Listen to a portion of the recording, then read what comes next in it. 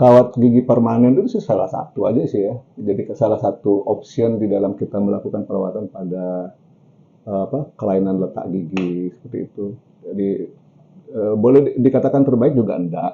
Ya, Oh, jadi iya, iya. cuman memang kalau kita memilih kawat gigi itu kan banyak pertimbangannya kan. Cuman memang yang sekarang lagi tren itu memang ke kawat gigi permanen.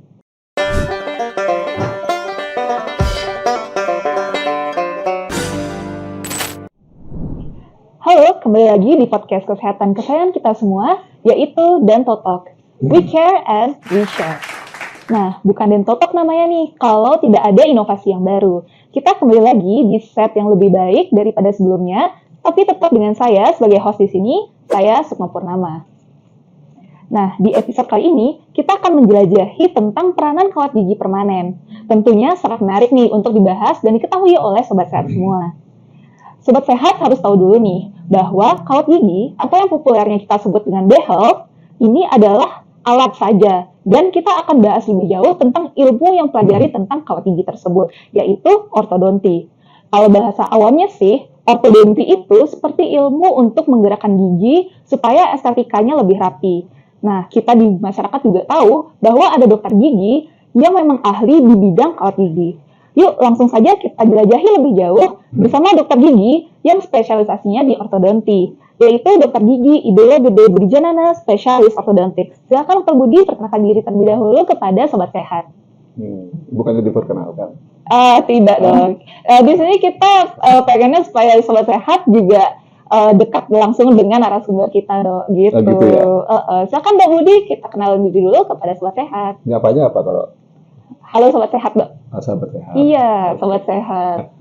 Sahabat sehat. Ya, boleh juga sobat sama sahabat. Lebih intim sahabat ya, Dok ya.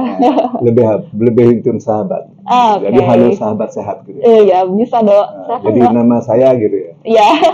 Silakan, Dok. Ya, jadi selamat sore sahabat sehat. Saya Dr. Gigi Ideo Gede Budijanana, spesialis ortodonti. Jadi sering orang manggil itu kalau spesialis ortodonti itu dokternya dipanggil ortodontis. Jadi saya salah satu ortodontis yang memberikan pelayanan kepada sahabat sehat di Bali. Jadi kita ada kurang lebih 15 ortodontis yang sudah ada di Bali. Jadi salah satunya saya. Yang memang hari ini kita diskusi tentang apa? Tentang kawat gigi permanen, Dok. Tentang kawat gigi. Iya. Wah. Jadi Dok Budi ini udah termasuk yang legend ya, Dok ya, di Bali ya. Iya dong. Nah, Dokter Budi Legendnya ini ukurannya apa? Tua apa ukurannya? enggak dong, Kalau pasti legend ukurannya tua ya saya termasuk yang tua. enggak Tapi kalau dong. kemampuan adik-adik yang muda-muda juga pasti bagus-bagus. Ya, tapi kalau pengalaman dan jam terbang tentunya nggak bisa bohong ya, Dok Gitu ya. ya. Dari Dok Budi pasti udah banyak nih punya pengalaman dengan Mudah-mudahan pasien. nggak bohong. Enggak dong, Dok. Iya. Oke. Nah, jadi Dokter Budi ini juga berpraktek di RSGM Saraswati Denpasar. Jadi untuk sahabat sehat yang mau konsultasi dengan Dok Budi, bisa silakan hubungi Dok Budi. Bisa melalui kontak yang ada di Instagram @rsgm_saraswati. Oke, langsung saja. Without any further ado, let's get started to the topics. Oke, Dok. Jadi dari Sobat Sehat ini pengen banget tahu, Dok, tentang kawat gigi permanen. Karena biasanya sih ini yang jadi pilihan yang tepat untuk Sobat Sehat kalau misalkan mau merapikan giginya. Itu sih kalau gampangnya. Nah, cuman kenapa sih, Dok, kawat gigi ini bisa menjadi salah satu pilihan yang populer, dan apakah itu kawat gigi permanen? Kalau misalkan kawat gigi itu ada yang lepas pasang dan sebagainya. Nah, kawat gigi permanen ini apa sih, Dok? Kawat gigi permanen itu sih salah satu aja sih ya. Jadi salah satu option di dalam kita melakukan perawatan pada kelainan letak gigi seperti itu. Jadi boleh dikatakan terbaik juga enggak. Oh, ya, jadi iya. cuman memang dalam kalau kita memilih kawat gigi itu kan banyak pertimbangannya kan. Cuman memang yang sekarang lagi tren itu memang ke kawat gigi permanen. Cuman sebenarnya pilihan-pilihan yang lain yang ada kan juga banyak kan ya. Ya. Jadi itu juga sebenarnya efektivitasnya juga bagus gitu ya.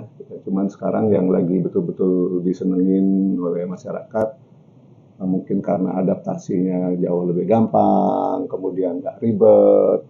Walaupun sebenarnya kalau kita lihat sih sama-sama ribet aja sih. Iya. Ya. Jadi itu sama salah satu pilihan aja deh kawat gigi permanen. Hmm. Sebenarnya kan seperti dia bilang tadi kan ada yang lepasan, ada yang permanen. Ya masing-masing itu sebenarnya punya keunggulan tersendiri. Makanya nanti dalam perawatan sebenarnya dokternya yang harus mengedukasi pilihannya ada di mana.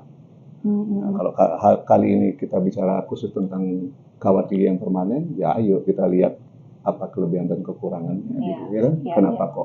Kenapa kok ada kawat yang dilepas, kenapa kok ada kawat yang tidak bisa dilepas, kan, gitu kan? Ya, kalau hari ini kita berbicara tentang gigi yang kawat gigi yang permanen, ya ayo kita detailing tentang kawat gigi permanen, ya. Iya. Nah, kalau gampangnya dok, misalkan nih saya jadi pasien, apa yang bakal dokter jelaskan tentang apa sih itu kawat gigi permanen dok? Gitu. Kalau misalkan dokter jelasin ke saya gitu sebagai pasien. Apa ya? Kayak pasien udah pada tahu deh. Dia pasti udah browsing di ini kan, udah browsing di hari gini kan orang semua udah tahu kawat gigi permanen itu kayak apa, ya kan? Yang jelas sih kalau kawat gigi permanen itu ya suatu applian atau alat untuk merapikan gigi yang memang dia permanen ada di dalam mulut.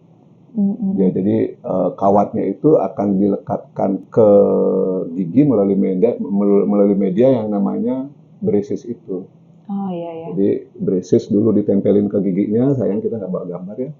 Braces yang dulu ditempel di giginya, kemudian setelah bracesnya tertempel di gigi, baru kemudian di setting kawatnya, kemudian dengan kawat ini kemudian biar diem dia kawatnya dengan bracesnya itu diikat bisa dengan karet, dengan kawat kayak gitu kan ya.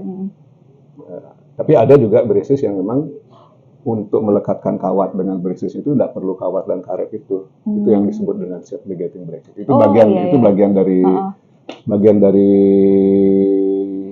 sekian banyak tipe dari kawat. Braces.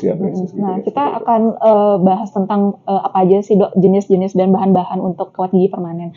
Karena biasanya di masyarakat nih, masyarakat taunya tuh ada yang bahannya ada yang metal, ada yang non metal, kemudian ada yang kombinasi juga. Terus seperti yang tadi dokter sudah jelaskan ada behel yang self ligating, sama ada yang reguler juga. Itu yang konvensional. Konvensional. Itu kira-kira perbedaannya apa aja sih dok? Apa yang membuat mereka berbeda satu sama lain dok? Pada prinsipnya sih sebenarnya nggak ada perbedaan yang terlalu menonjol ya. Ya kalau yang ya dari tampangnya udah kelihatan yang konvensional sama yang self ligating. Bilang saya yang pakai ikatan-ikatan itu kita bilang konvensional ya. Itu kan ada bracket, ada kawat, ada kawat melintang, kemudian ada karet yang mengikat kawat dengan bracket, atau bisa jadi juga ikatan antara kawat dengan bracket itu pakai ligatur kawat, atau yang self ligating ya udah braces yang di dalamnya udah ada kuncinya, karetnya itu digantikan oleh kunci itu. Jadi jadi kawat itu dipasang, ya udah nggak perlu diikat, langsung dikunci klak kayak gitu. Saya kita nggak nyiapin gambar ya. Nanti mungkin untuk editor kita bisa tampilkan gambarnya di sebelah sini ya, untuk tentang braces dan alat-alat yang ada untuk di ortodontiknya. Nah, kalau untuk dari segi bahan dan tipe nih dok, itu kira-kira ada apa aja sih dok untuk kawat gigi permanen? Kalau bahan bracesnya itu ada yang dari metal, ada yang dari keramik. Ya, ada metal, jadi dia pada umumnya yang sebagian besar orang pakai itu yang metal ya. Kemudian kalau yang keramik itu biasanya kalau pasien-pasien yang membutuhkan estetika. Jadi karena biar agak dia kelihatan tidak terlalu kelihatan menggunakan braces begitu ya. Biasanya pasien-pasien memilih yang bahannya dari keramik. Tapi kalau yang yang tidak terlalu ya kasarnya tanda petik tidak mementingkan estetiknya, maksudnya ya biasanya mereka lebih memilih yang metal karena dari harga juga berbeda antara metal dengan yang braces yang keramik. Gitu. Iya. Sama saya sempat dengar juga ada kawat gigi yang lingual tuh seperti apa ya dok? Itu penempatan bracesnya aja yang lingual, tapi cuman mekanisme pergerakan dan bagaimana gigi itu dirapikan itu sama aja. Sama aja. Pada cuman dari segi estetik dia nggak kelihatan gitu. Karena kan di belakang semua, jadi tiba-tiba giginya udah berubah aja gitu. Cuman juga memang adaptasinya nggak gampang juga, karena itu kan ada alat di dalam rongga mulut kan, di sana ada lidah dan lain sebagainya. Jadi pilihan-pilihan sih itu. Oh iya, iya. Berarti antara bahan metal, keramik dan juga lingual itu dilihatnya itu dari segi estetika aja ya dok ya. Apakah ada perbedaan lain Enggak antara metal non logam dan nggak ada. yang lingual? Duitnya aja yang beda. Oh gitu. Duitnya aja yang beda. Kalau dari segi apa? Dari segi fungsi nggak ada bedanya. Dari Iya, iya. fungsi, kecepatan perawatan dan sebagainya itu nggak ada bedanya, sama aja. Oh jadi kalau untuk memilih jenis kawat gigi itu pertimbangannya pertama tentunya tadi preferensi pasien ya dok ya. Kita inginnya terlihat lebih baik atau misalkan ternyata nggak masalah kalau misalkan terlihat. Selain faktor seperti itu, apakah ada yang lainnya dok? Misalkan kayak dari usia ataukah gaya hidupnya atau? Biasanya yang kita lakukan pada pasien-pasien itu adalah pasti selalu kita akan menawarkan. Jadi setelah kita melakukan diagnosis, melengkapi perencanaan perawatan, begitu, kita pasti selalu akan mengkomunikasikan semua itu dengan pasien, termasuk tentang pilihan-pilihan alat yang harus diambil. Mana pilihan utamanya, mana optionnya, kita diskusikan sama pasien. Nanti termasuk di sana nanti bresisnya mau yang standar, yang konvensional, apa enggak, apa mau yang self-ligating, apa mau yang metal, apa mau yang clear, dalam hal ini yang keramik gitu kan. Jadi kita diskusikan sama pasien. Nanti kita kan udah menerapkan option 1 begini, keuntungan kerugiannya, option 2 gini tadi. Nanti pasien kan akan memberikan respon. Jadi pilihan kita serahkan ke pasien berdasarkan pertimbangan-pertimbangan yang sudah kita berikan. Dan semua pilihan itu layak untuk dipilih gitu loh. Oh gitu. Jadi bukannya option-option itu setelah dipilih sama pasien jelek gitu, enggak. Option itu adalah option-option yang memang sudah kita pertimbangkan sehubungan dengan hasilnya itu. Oh iya. Apakah misalkan ada pasien anak, dia lebih baik menggunakan yang bahan metal atau non metal, itu sebenarnya tidak ada ya dok ya? Kayak itu tergantung ya preferensi pasiennya lagi atau gimana dok? Iya, kembali tergantung kasusnya. Intinya sebenarnya tergantung pada kasus. Kasus dulu kita pastikan, kemudian pilihannya kemana. Ada kasus-kasus yang memang kita tidak sarankan dia ke kawat cekat. Jadi kita lebih mengarahkan mereka pakai ke yang lepasan. Jadi tidak semua. Jadi memang dalam pemilihan alat yang dipakai itu juga tergantung sama kasusnya. Gitu. Biasanya penggunaan kawat gigi permanen ini pada kasus yang seperti apa ya dok? Sepanjang dia tidak ada gangguan pada relasi rahangnya, tidak ada gangguan pertumbuhan jaringan kerasnya gitu. Jaringan keras dalam arti istilah awamnya apa ya? Jadi tidak ada pertumbuhan pada rahang, gangguan pada pertumbuhan rahangnya. Jadi betul-betul itu adalah gangguan pada posisi gigi. Itu pilihan-pilihan antara lepasan dan kawat itu masih oke lah. Antara lepasan yang cekat itu masih oke. Tapi begitu di sana ada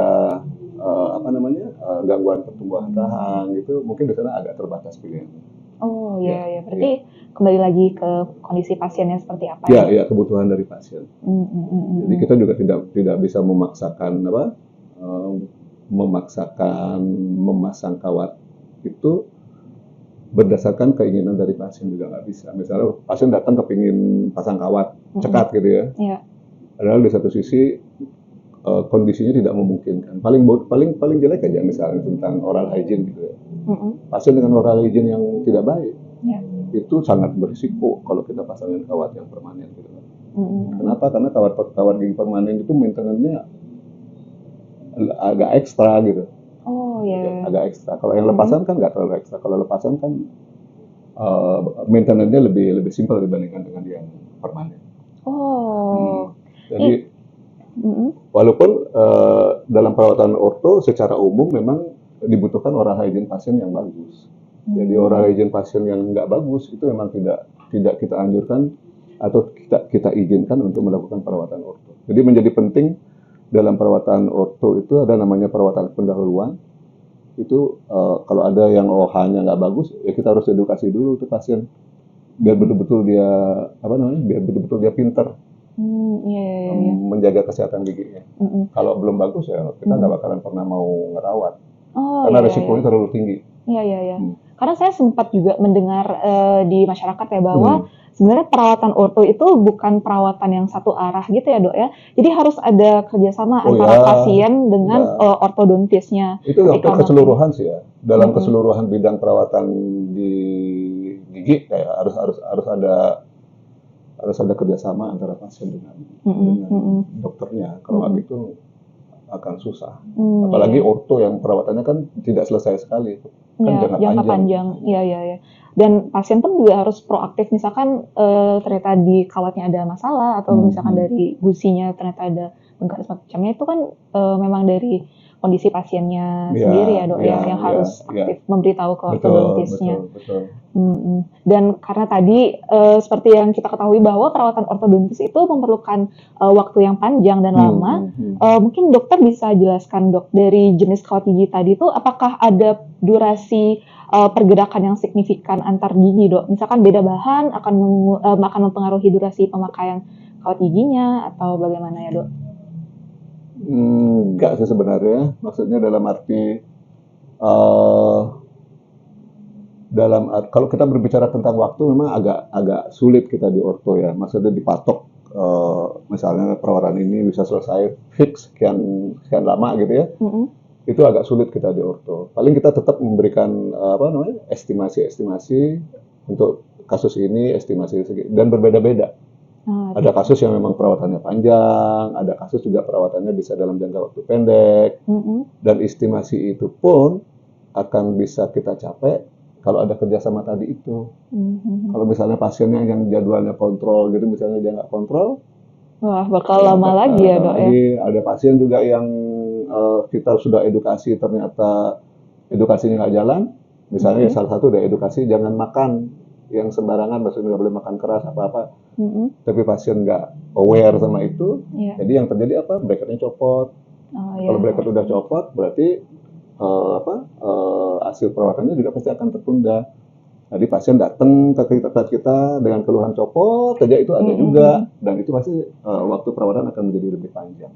Oh iya. Ya, gitu. Kalau untuk penentuan durasi lama penggunaan kawat gigi itu kira-kira selain dilihat dari bagaimana kondisi pasiennya, berarti tidak dilihat juga dari bahannya dok ya?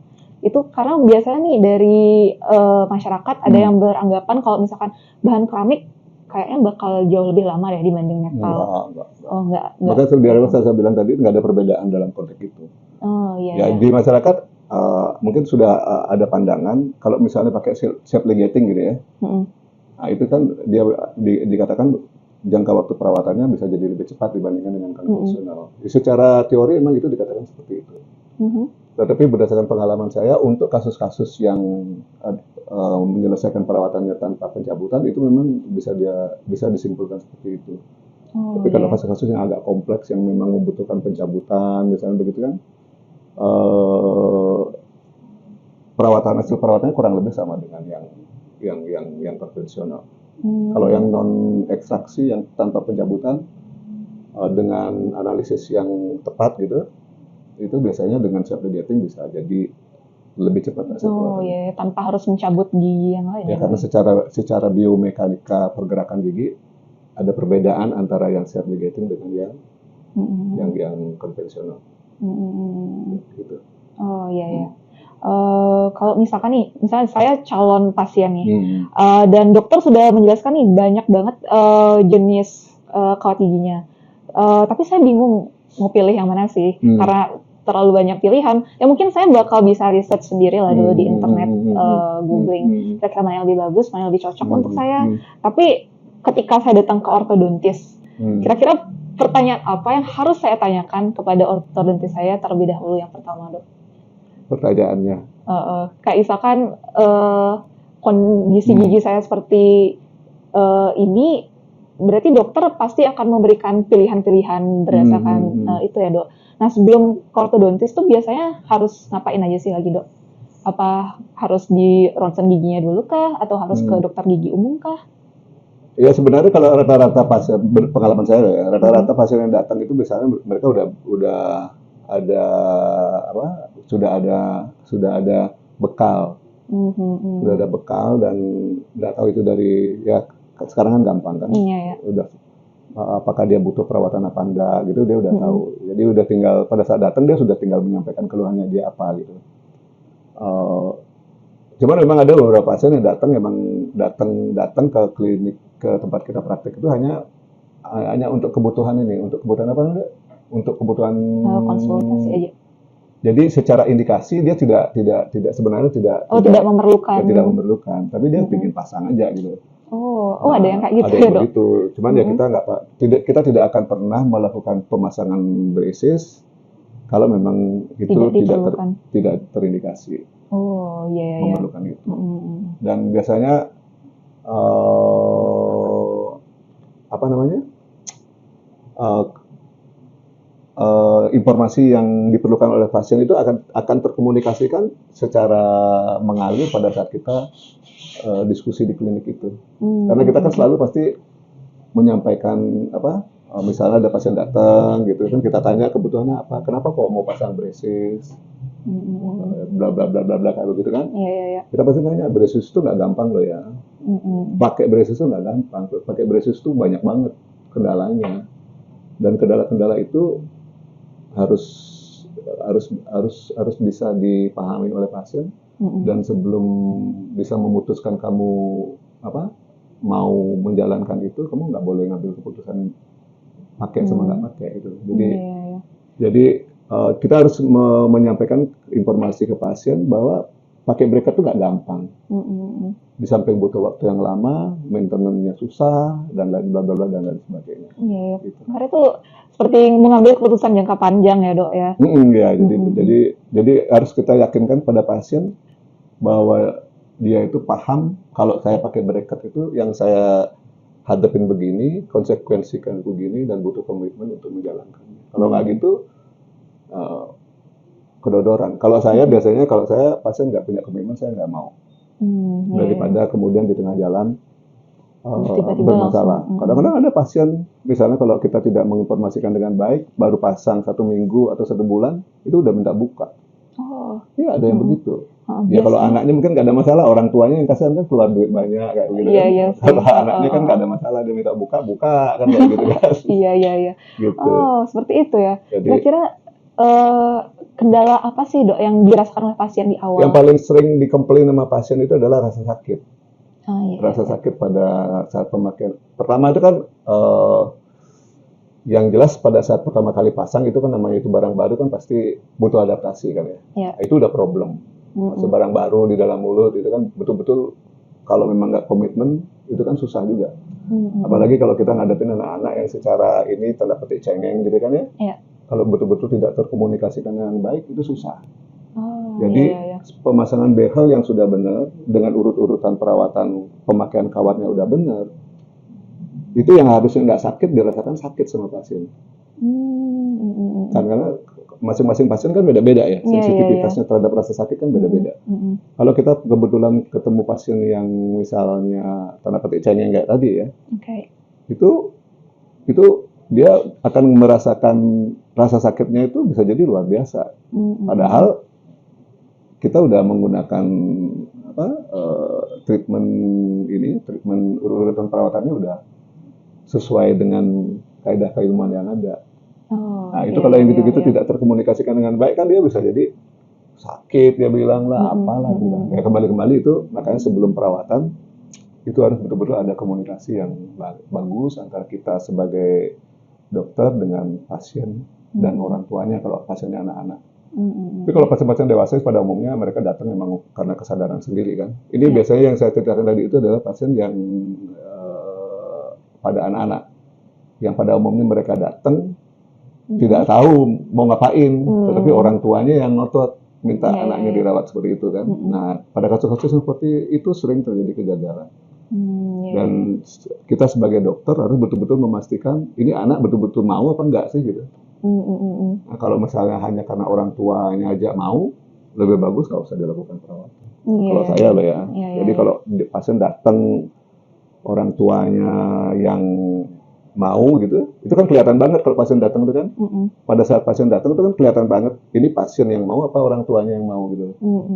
Kalau misalnya pasien datang itu apalagi kita yakinkan dengan usia yang sudah bisa berkomunikasi, kalau misalnya yang berkomunikasi banyak di orang tuanya, ya itu sesuatu yang harus kita pertanyakan tentang iya keinginan sih. si anak. Mm-mm. Jadi betul-betul kalau pada anak-anak yang masih muda gitu, yang memang harus datang ke dokter dengan orang tuanya memang harus betul-betul mengkomunikasikan ke anak Anaknya, itu. iya ya. Bagus sih, orang tuanya kan bagus, aware sama anaknya kan. Cuman Mm-mm. kalau tidak terkomunikasikan dengan baik, kasihan juga, ya kan? Iya, Ya, iya, iya. ya apalagi kalau anaknya datang ke dokter karena dia takut sama orang tuanya gitu, ikut Mm-mm. ya gitu, tapi kenyataannya dia maintenance-nya akhirnya berapi, Mm-mm. yang kasihan pasiennya, Iya, ya gitu. karena yang bakal merasakan dampaknya bakal anaknya anyway ya, Dok. Ya, gitu. Iya ya. Kalau untuk orang dewasa, kira-kira selain sakit ada kendala yang lain, Dok? Misal kayak sariawan Enggak mungkin? sih, ya kalau sariawan itu tergantung lagi ke sensitivitas ininya ya. Mm-mm. Ada beberapa pasien yang memang agak sensitif gitu. Ya. Tapi pada umumnya semua alat yang kita pakai itu secara dari biocompatibility, dan maksudnya dari adaptasi alat terhadap tubuh, penerimaan tubuh terhadap alat itu sebenarnya udah secara biologi sudah nggak ada masalah sih. Jadi jangan khawatir apa yang kita pasang di dalam rongga mulut itu akan berakibat buruk terhadap kondisi umum tubuh kita, itu nggak perlu khawatir. Jadi apa istilahnya kalau di keimanan kita namanya biocompatibility-nya sudah terjamin gitu ya. Ya.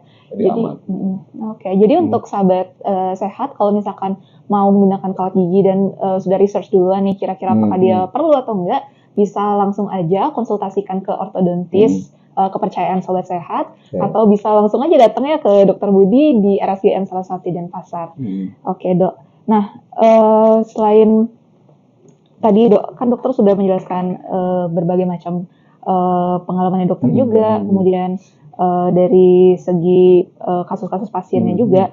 Nah, apakah di awal perawatan itu kita sudah tahu sepertinya nggak cocok pakai kawat gigi permanen nih. Kalau misalkan mau dibawa ke yang lepas pasang lagi tuh kira-kira bisa ya, Dok ya? Apa tergantung lagi ke kasus lagi? Itu tergantung kasus. Ada kasus-kasus yang memang memang kita wajibkan dia pakai kawat yang permanen. Karena misalnya memang pergerakannya butuh pergerakan yang kompleks kayak begitu. Jadi memang kita pakai, kalau kita memang membutuhkan pergerakan gigi yang kompleks, itu pilihan satu-satunya memang di kawat cekat. Jadi kalau pergerakan yang sederhana kayak gitu, itu bisa kita option yang lain-lain. Berarti itu lagi kembali ke tergantung kasusnya. Ya berarti nggak bisa seenaknya ternyata kawat permanen mau balik lagi ke yang perkasan, nggak bisa kayak gitu ya, Dok ya? Nggak bisa. Kecuali kalau memang itu menjadi salah satu option pada saat kita berdiskusi. Misalnya ada beberapa option kan, misalnya ternyata pilihan utamanya option yang dia pilihnya yang permanen gitu kan. Setelah pemakaian permanen ternyata dia nggak bisa, mau pilih yang lepasan. Sepanjang option itu sudah kita bicarakan menjadi salah satu pilihan dalam perawatan, mungkin nggak ada masalah, karena dalam pertimbangan dokternya option itu bisa menyelesaikan masalahnya dia gitu. Tapi kalau misalnya optionnya memang ternyata harus kawat cekat, ya mau nggak mau pasti dia tetap di kawat cekat. Kalau dibuka ya sudah bye bye, bye bye uangnya, bye bye semua. Jadi jangan harap kemudian dikembalikan uangnya, ya enggak. Karena ada pasien yang begitu kan, begitu pasien alatnya dibuka, minta komplement komplain. Bukan komplain sih, karena mungkin karena pertimbangan nggak jadi pasang gitu kan, kemudian minta biaya dan sebagainya, ya kayak gitu lah. Karena kan sudah terima perawatan ya, tentunya nggak bisa kayak gitu. Nah, kalau misalkan nih selama saya menggunakan kawat gigi, kira-kira apa sih yang saya harus lakukan di luar perawatan? Tentunya saya harus tetap gosok gigi atau tetap menggunakan mungkin dental floss untuk membantu membersihkan kawat giginya. Kira-kira selain itu apakah ada lain, Dok? Apakah perlu pakai obat kumur kah atau sebagainya, Dok? Ya sebenarnya kalau standar pemeliharaan kesehatan gigi yang standar udah kita lakukan, obat kumur kan menjadi bagian menjadi option aja sih. Kalau mau dipakai ya jauh lebih bagus. Tetapi kalau misalnya gosok giginya udah bagus, kayak lebih waktunya udah tepat, nggak ada masalah sih mau pakai sama nggak pakai. Oh gitu. Berarti pun kita mau menggunakan kawat gigi atau tidak, yang penting kita gosok giginya sudah di Iya, cara yang iya, tepat, di iya, waktu yang tepat, iya. itu bisa jadi salah satu yang bikin gigi kita tetap sehat ya, Dok, Iya, meskipun nggak ada menjadi masalah. kawat gigi. Oh Tapi berarti, kalau mau memaksimalkan ya nggak apa-apa pakai obat. Akan jauh lebih bagus kan. iya ya benar juga sih. Cuman jangan kemudian dikatakan kalau nggak pakai obat kumur kemudian bermasalah gitu. Enggak juga. Oh, Tapi iya, kalau iya. mau pakai ya jauh lebih bagus jadinya. Ya, gitu. Berarti nggak ada kayak perawatan khusus itu yang mesti dilakukan oleh sobat sehat yang menggunakan kawat gigi, Dok? Yang jelas kalau dalam konteks cara gosok gigi pasti akan diajarin nanti. Agak berbeda dengan Oh, orang iya. yang tidak pakai braces. Oh gitu. Jadi gosok gigi orang pakai braces dengan orang nggak pakai braces beda.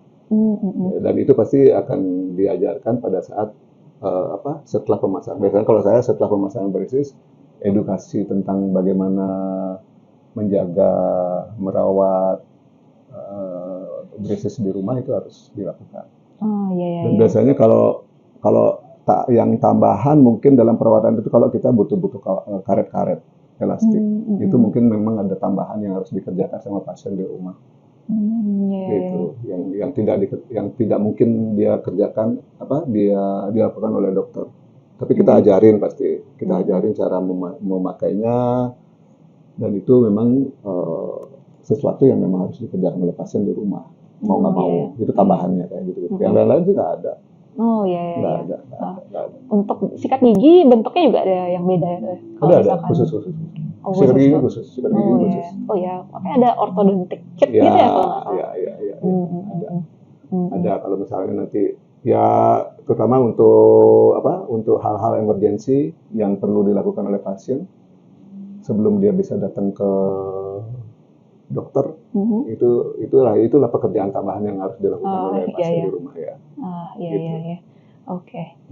Satu lagi nih, Dok. Dokter mungkin bisa ceritakan pengalaman dokter ya tentang bagaimana pasien-pasien yang setelah melakukan perawatan gigi itu giginya jadi jauh lebih baik, dan kira-kira estimasi paling cepat yang pernah dokter tangani atau yang paling lama yang pernah dokter tangani, mungkin dokter bisa ceritakan nih ke sahabat sehat.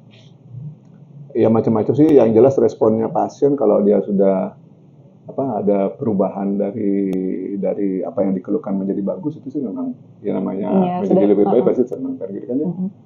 Kalau masalah waktu sih memang tergantung kasus deh. Ada kasus yang 6 bulan selesai, ada yang 1 tahun 2 tahun, tapi rata-rata sih kalau di penanganan saya itu sekitar 3 tahun untuk kasus-kasus yang kompleks ya. Iya. Tapi kalau ada kasus-kasus yang agak ya karena faktor pasien tadi, misal pasien yang harus datang sebulan sekali, datangnya 6 bulan sekali kayak gitu, ya agak susah memprediksinya. Ada sampai 5 tahun malah. Oh, lama juga Ada ya. yang lama banget. Berarti ini juga tergantung dari sobat sehat sendiri dong. Nah, sobat sehat sendiri harus disiplin juga nih dalam perawatan gigi yang telah dijalankan ya, supaya perawatan gigi yang sebelum-sebelumnya dilakukan itu nggak rugi juga ya, Dok. Jadi kalau kasus yang kompleks banget ya, kalau kompleks banget, apalagi itu melibatkan rahang gitu ya, itu memang perawatannya jadi lama. Atau perawatan-perawatan yang dimulai pada saat umur muda, misalnya karena kasusnya memang membutuhkan perawatan lebih awal, misalnya pada tumbuh kembang masih umur 9 tahun, 10 tahun itu biasanya perawatannya menjadi lebih panjang. Iya. Karena kita di sana menunggu selesainya tumbuh kembangnya. Pergantian gigi. Itu pun dengan catatan tapi sih tidak terus sih. Ada makanya dalam perawatan kawat itu ada untuk anak-anak yang tumbuh kembang itu ada perawatan fase 1, ada perawatan fase 2, yang mungkin nanti kita diskusikan kalau ada sesi. Itu agak khusus ya. Di topik spesifik ya. Mungkin nanti kita bakal buat episode lain khusus ya, Dok, untuk membahas hal tersebut. Di sini kan banyak ortodontis. Oh iya, dengan ortodontisnya. Ya, nah kita di RSGM ini juga selain ada dokter Budi, ada banyak dokter gigi lainnya juga yang spesialis ortodontis. Jadi untuk sobat sehat yang memang merasa perlu memasang kawat gigi, bisa datang aja ke RSGM salah satu Denpasar di Jalan Kamboja nomor 11A Denpasar. Tapi sebelumnya harus appointment dulu. Bisa lihat kontaknya di Instagram @rsgmsaraswati. Nah, sekian dulu episode dari Dentotalk pada hari ini. Semoga ilmu-ilmunya bermanfaat ya dok untuk kita semua dan juga untuk sobat sehat di rumah. Kalau Iya. sobat sehat ingin ada pertanyaan lanjutan bisa DM kita di @rsjmsaraswati. Oke, terima kasih banyak dok untuk hari ini, Iya, ilmunya sangat sama-sama. bermanfaat sekali. Sahabat sehat, terima kasih atas partisipasinya, Iya, perhatiannya. perhatiannya. Ya mudah-mudahan apa yang kita sampaikan hari ini bermanfaat untuk sahabat sehat kalau memang mau melakukan perawatan ortodonti untuk kasus-kasus yang gigi yang berjejal, yang merongos, yang cakil dan lain-lain. Banyak kasus-kasus ortodonti itu banyak banget. Ya, oke. Terima kasih Dokter Ya. Gigi Budi. Ya. Baik untuk sobat sehat, sampai jumpa lagi di episode berikutnya.